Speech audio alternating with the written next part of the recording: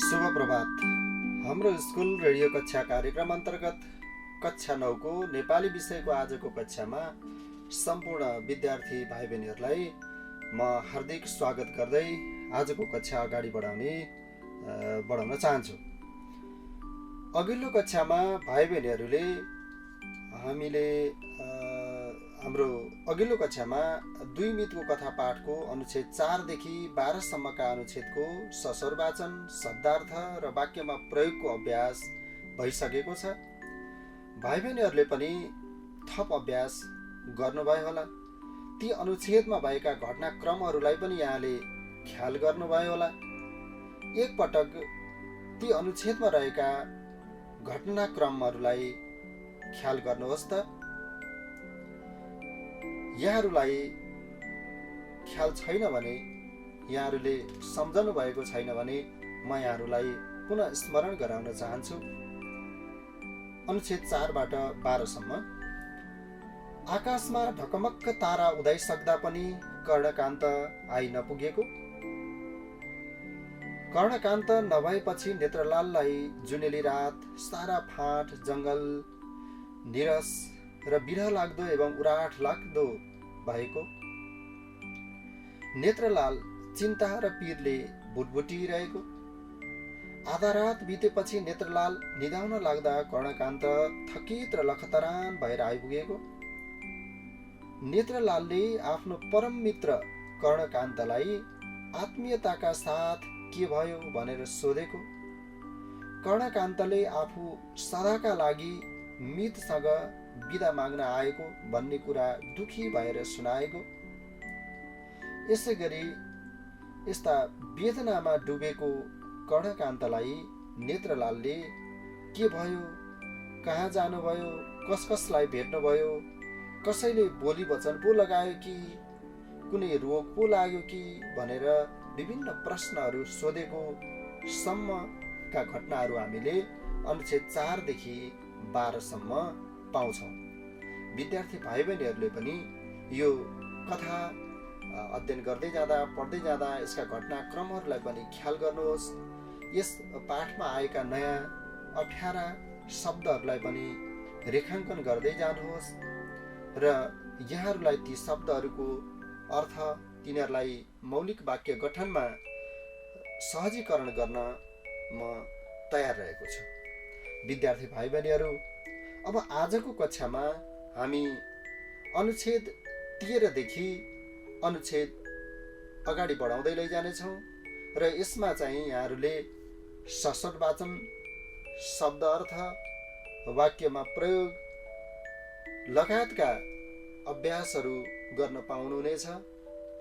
विद्यार्थी भाइ बहिनीहरू, यहाँहरूले पनि आफ्नो पाठ्य पुस्तकको पेज नम्बर 3 पल्टाउनुहोस् र अनुच्छेद 13 देखि अनुच्छेद 15 सम्म यहाँले एकपटक ध्यान दिएर सुन्नुहोस्।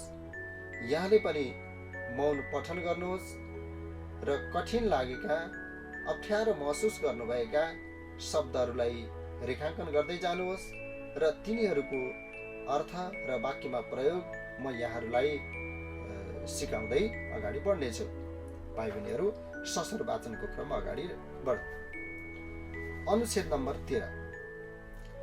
कर्णकान्तले सुड लत्र्याए भन्यो, म मर्ने भए मेरो यो विशाल जीव चोक्टा चोक्टा हुने भयो। नेत्रलालले पक्क पर्दै सोध्यो, कसरी? कुरो के रहेछ भने त्यस दिन बिहान कर्णकान्त नदीको किनार उत्तरतिर लागेछ। ऊ जीवनमा कहिल्यै पनि त्यस दिशातिर लागेको थिएन। जाँदा जाँदा अग्ला अग्ला पहाडहरूको बीचमा ऊ पुगेछ। गढतिर हिँड्दा डाँडाहरूको अग्लाई बढ्दै गएछ। ती नागबेली पर्दै गएछन् र मैदानबाट ओझेल परेर ऊ यस्तो डरलाग्दो ठाउँमा पुगेछ जहाँ अचम्मको शान्ति फैलिएको रहेछ। भएन, अब फर्कनु पर्यो भनेर कर्णकान्तले सुड उचालेर आफ्नो शरीरलाई यसो दक्षिणतिर घुमाउनै आँटेको थियो। उसका कानमा अनौठो कल्याङ बल्याङ ठोक्किन आइपुगेछ।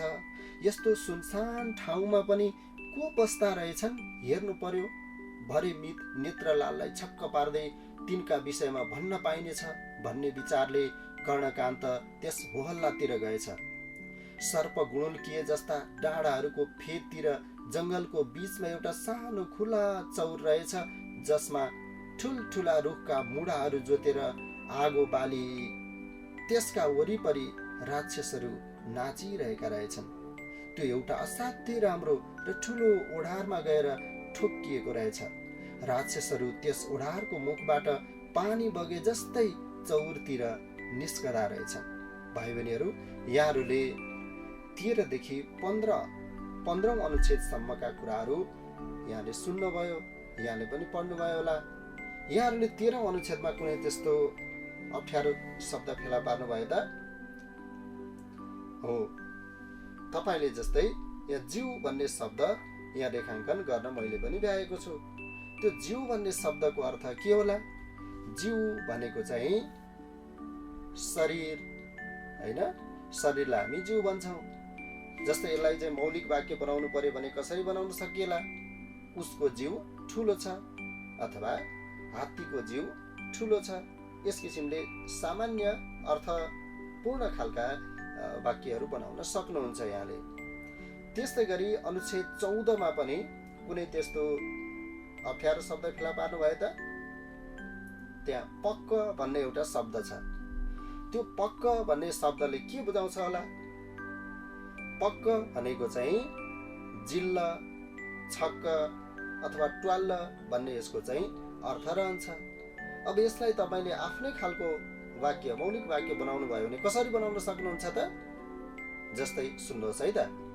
धेरै महिनापछि मलाई भेट्दा फेरिएको मेरो रूप देखेर हरि पक्क पर्यो। यस किसिमले चाहिँ वाक्य बनाउन सक्नुहुन्छ। यसै गरी 15औं अनुच्छेद एकपटक हेर्नुहोस् त। यसमा पनि तपाईँहरूले रेखाङ्कन गर्नुभयो होला, कठिन शब्दमा रेखाङ्कन गर्नुभयो होला। ती शब्दमध्ये गडतिर भन्ने शब्द फेला पार्नुभयो होला। गडतिर भनेको के रहेछ? नदी किनार। यसलाई वाक्यमा प्रयोग गर्ने हो भने हामी कसरी गर्न सक्छौँ त? ऊ बाटो बिराएर गडतिरपट्टि लाग्यो। यस किसिमले हामी वाक्य बनाउन सक्छौँ। यसै गरी 15औं अनुच्छेदमै एकपटक हेर्नुहोस् त। नागबेली भन्ने शब्द पनि तपाईँहरूले रेखाङ्कन गर्नुभयो होला। त्यो नागबेली भन्ने शब्दको अर्थ के हुन सक्छ? हो, सर्प चाहिँ गुणुल्किएको घुमाउरोलाई बुझाउनको लागि नागबेली शब्द प्रयोग हुन्छ। त्यसैले सर्प गुणुल्किएको जस्तो घुमाउरो परेकोलाई हामी चाहिँ नागबेली भन्दछौँ। यसलाई वाक्यमा प्रयोग गर्दा हामी कस्ता मौलिक वाक्य बनाउन सक्छौँ त? पहाडका बाटाहरू नागबेली परेका हुन्छन् होइन? यसरी मौलिक वाक्य पनि बनाउन सक्नुहुन्छ। यसै गरी ओझेल परेर भन्ने छ त्यहाँ। ओझेल पर्नु भनेको चाहिँ छेकिनु, छोपिनु भन्ने अर्थ चाहिँ यसले दिन्छ। यसै गरी अर्को शब्द पनि तपाईँहरूले रेखाङ्कन गर्नुभयो होला। कल्याङ बल्याङ भन्ने जुन शब्द छ, कल्याङ बल्याङ, यो शब्दको अर्थ चाहिँ खैला बैला, हल्ला भन्ने हुन्छ। अब यसलाई वाक्यमा प्रयोग गर्न खोजियो भने कस्तो किसिमले मौलिक वाक्य बनाउन सकिएला त? यस्तो सुनसान ठाउँमा एकाएक भएको कल्याङ बल्याङले मलाई सशङ्कित बनायो होइन? यस्ता खालका चाहिँ मौलिक वाक्य बनाउन सकिन्छ। त्यस्तै गरी सुनसान भन्ने शब्द पनि छ। सुनसान भनेको चाहिँ के हो त? कहीँ कोही नभएको त्यस्तो एकान्त ठाउँलाई हामी चाहिँ सुनसानको अवस्था भनेर बुझ्दछौँ। त्यस्तै गरी यहाँ 15औं अनुच्छेदमा चाहिँ यहाँहरूले मुढा भन्ने शब्द चाहिँ भेट्न सक्नुहुन्छ। मुढा भन्ने शब्द के हो त? शब्दको अर्थ के हो त? ठुला ठुला रुखका टुक्राहरू, गिँडहरूलाई चाहिँ मुढा भन्ने गरिन्छ होइन? जस्तै यसलाई वाक्यमा, यस शब्दलाई, मुढा भन्ने शब्दलाई वाक्यमा प्रयोग गर्न खोजियो भने कस्तो खालको वाक्य बन्ला त? उनीहरू रुखका मुढा चिर्न थालेका थिए। यस किसिमले चाहिँ अर्थपूर्ण वाक्य बनाउन अभ्यास गर्न सकिन्छ। भाइ बहिनीहरू, यहाँहरूले पनि यो अभ्यास गर्न सक्नुहुन्छ।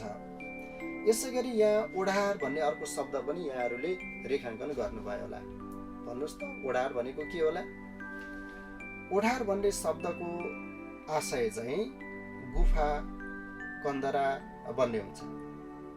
अर्थात् चाहिँ पाखा पहरामा मानिस, जीवजन्तु होइन इत्यादि बस्न हुने गरी खोपो परेको, अनि खाडल परेको होइन अथवा भुवाङ परेको त्यस्तो खालको ठाउँलाई, त्यस्तो प्राकृतिक ठाउँलाई चाहिँ हामी गुफा अथवा ओढार भनेर भन्दछौँ होइन। अब यो ओढार भन्ने शब्दलाई वाक्यमा प्रयोग गर्नु पर्यो भने कसरी गर्न सकिएला त? जङ्गली सभ्यतामा अथवा जङ्गली जीवनमा मानिस ओढारमा बस्दथे होइन, यसरी वाक्य बनाउन सक्नुहुन्छ।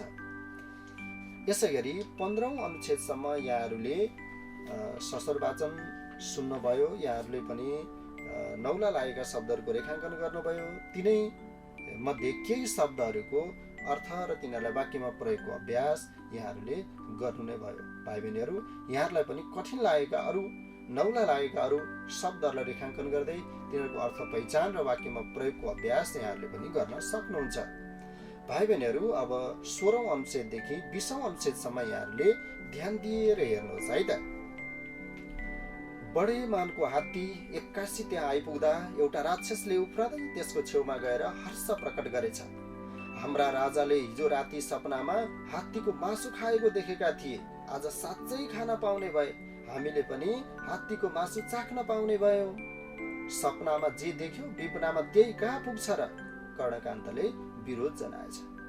हामीले ढाँटेको होइन, हिँड, हाम्रा राजाको छेउमा गएर आफै सोध भन्दै 20-25 राक्षसहरूले कर्णकान्तलाई ठेलेर ओढारकै मुखतिर लगे। हात्ती देख्ने बित्तिकै राल चुहाउँदै सारा राक्षस केटाकेटीहरू तिग्रा ठटाई ठटाई कराउन थाले। आज हात्तीका चुक्ता चाख्न पाइने भयो, आज हात्ती खान पाइने भयो। राक्षसहरूको राजा पनि उज्यालो अनुहार लगाएर ओढार बाहिर आयो। हात्तीलाई धाप दिँदै उसले भन्यो, संयोगको कुरो हो, म मेरा कर्मचारीहरूलाई हात्ती समातेर ल्याउन लगाउँदै थिएँ, त आफै आइपुगिछस्।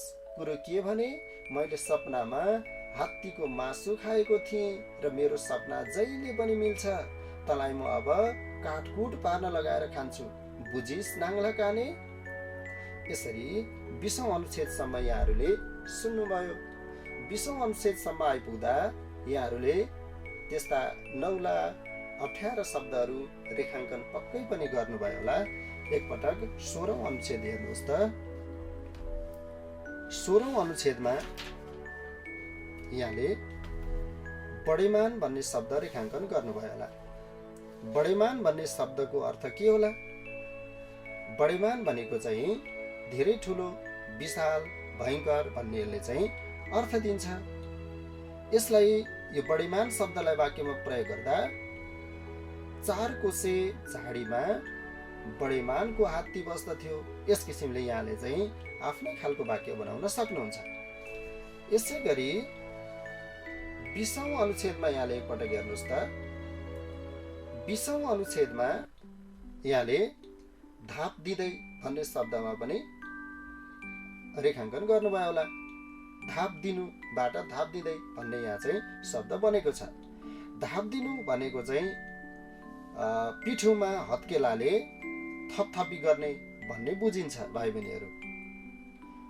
यसरी कसैलाई राम्रो काम गर्दा स्याबासी दिनु पर्दा यसरी धाप दिने चलन छ। यो धाप दिनु भन्ने शब्दलाई वाक्यमा प्रयोग गर्दा कस्तो वाक्य बनाउन सकिएला त? जस्तै सुन्नुहोस् त। राक्षसको राजा हात्तीलाई धाप दिँदै खुसी भयो। यसरी हामीले चाहिँ वाक्य बनाउन सक्छौँ। विद्यार्थी भाइ बहिनीहरू, यो धाप दिनु, धाप मार्नु भन्ने जुन शब्द छ, त्यो शब्दमा आएको धाप भन्ने जुन शब्द छ, यो धाप चाहिँ अनेकार्थक शब्द हो है। धाप भन्नाले चाहिँ हामी कसैलाई स्याबासी दिँदा पिठ्यूमा हत्केलाले थपथपाउने जुन कार्य हो त्यसलाई हामी धाप भन्छौँ हैन। एउटा अर्थ चाहिँ यसले यसरी स्याबासी दिँदा अथवा कसैलाई चाहिँ प्रेरित गर्दा दिने अर्थ राख्दछ हैन। जस्तै यो धाप भन्ने शब्दलाई वाक्यमा प्रयोग गर्दा कस्तो हुन सक्ने भयो त? सबैभन्दा राम्रो अक्षर लेख्ने हुनाले गुरुले मलाई धाप मार्नुभयो। यस किसिमले हामीले स्याबासी दिँदाको सन्दर्भमा यो धाप भन्ने शब्दलाई यसरी वाक्यमा प्रयोग गर्न सक्छौँ। यसै गरी धाप भन्ने शब्दको अर्को अर्थ पनि रहेको छ। त्यो अर्थबाट चाहिँ हामी त्यो दोस्रो अर्थ चाहिँ के हो त भने खोपी हैन अथवा गुच्चा, डन्डीबियो आदि खेल खेल्दाखेरि चाहिँ के त लिने जुन फड्को हो नि हैन, नाप्ने जुन फड्को हो त्यसलाई पनि हामी धाप भन्ने गर्छौँ।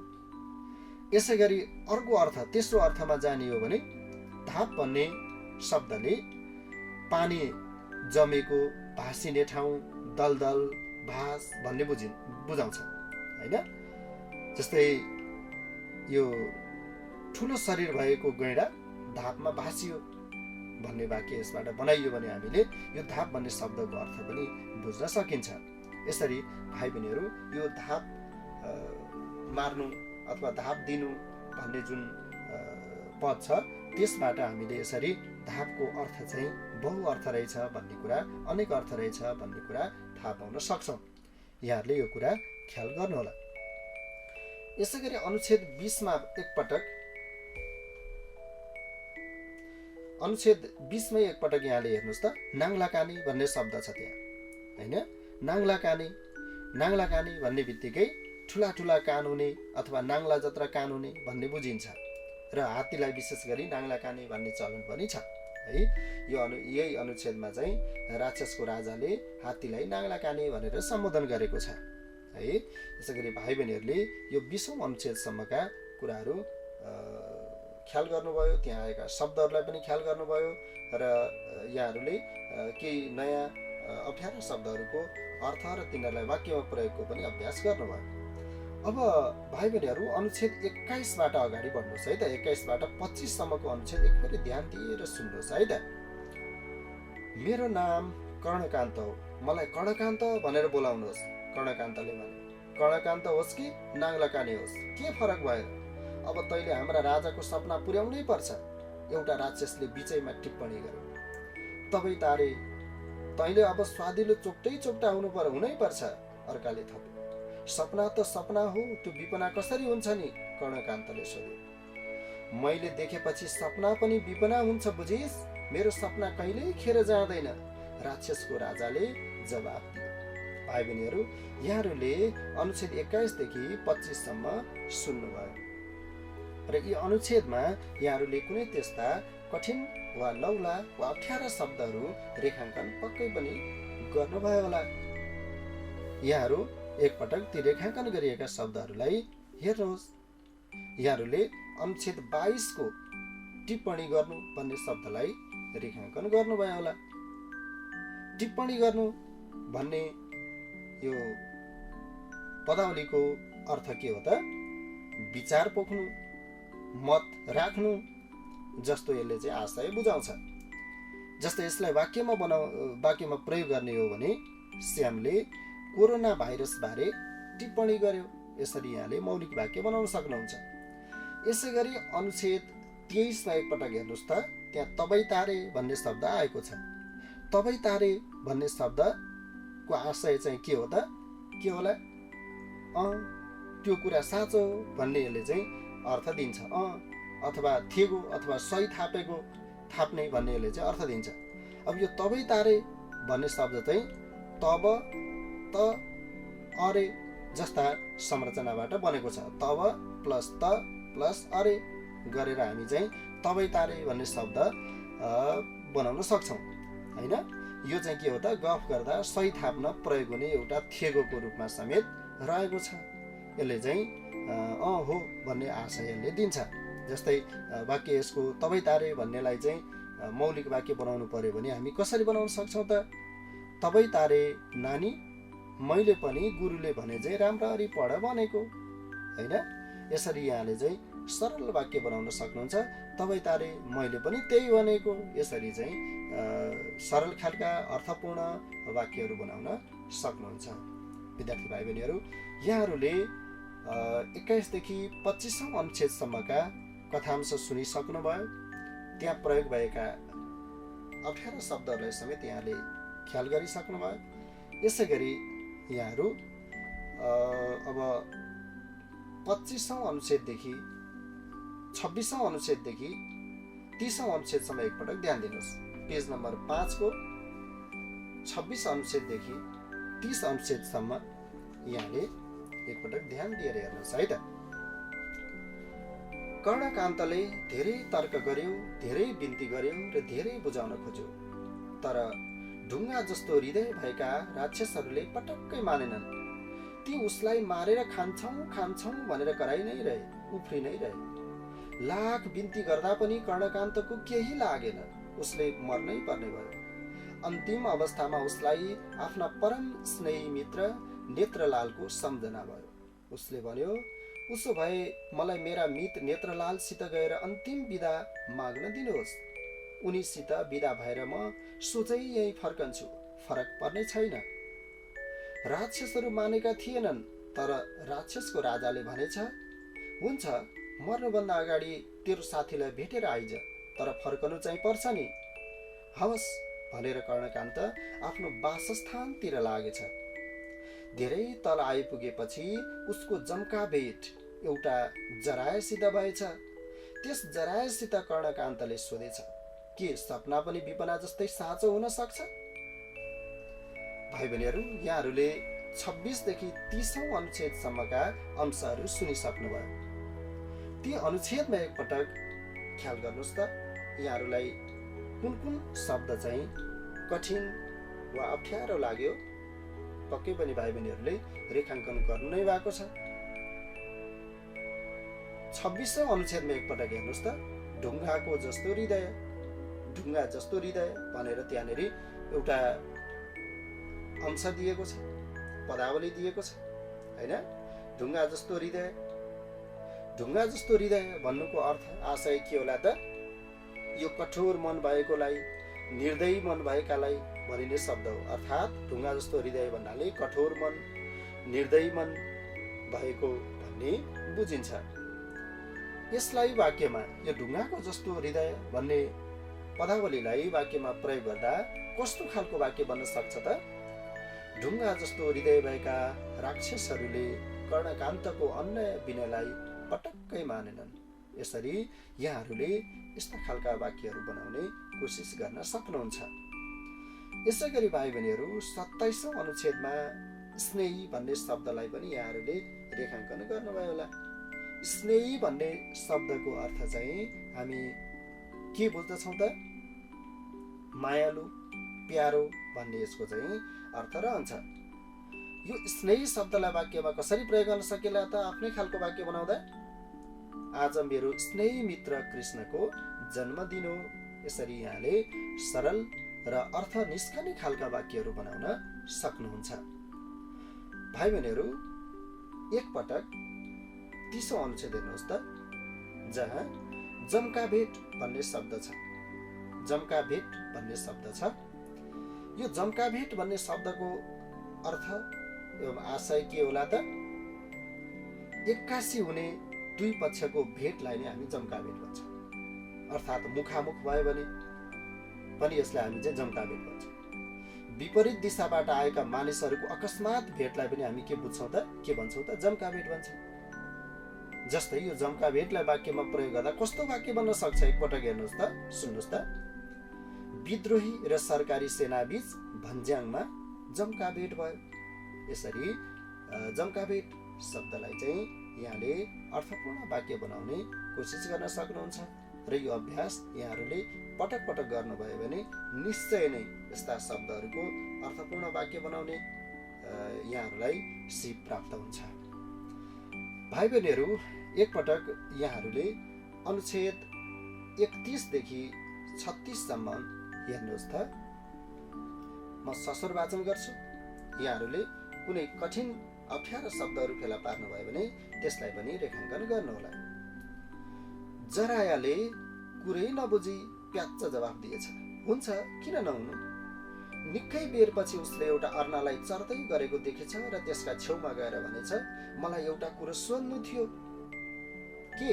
मुन्टो जुरुक्क उचालेर नाकका पोरा फुलाउँदै अर्नाले सोधेछ। सपनामा देखेको कुरो विपनामा पाइन्छ? कर्णकान्तले आफ्नो समस्यालाई अघि सारेछ। किन नपाउनु नि? बोल्दा पनि पैसा पर्ला जस्तो गर्दै अर्नाले घाँस चबाउँदै भनेछ।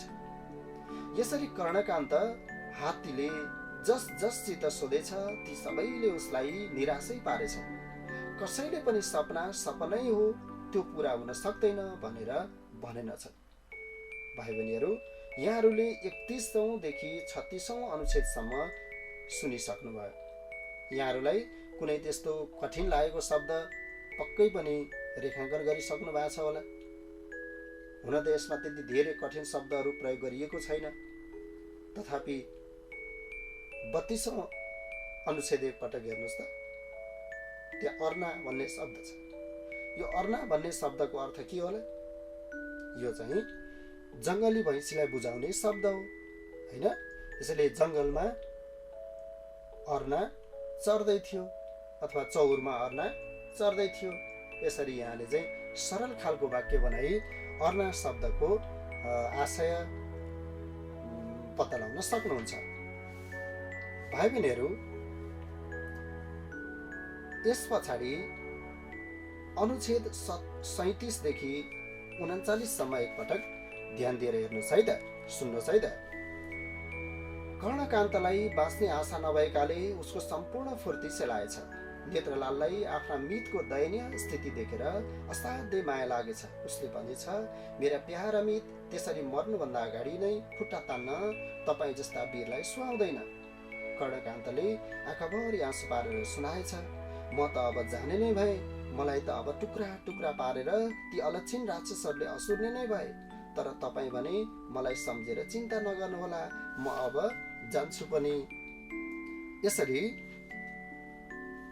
कर्णकान्तले आफ्नो मित्र नेत्रलाललाई आफूले दुःख भोगेका, आफूले जति दिनभरि बेहोरेका समस्यामध्ये राक्षसहरूले सताएको कुरालाई यहाँ प्रकट गरेको छ।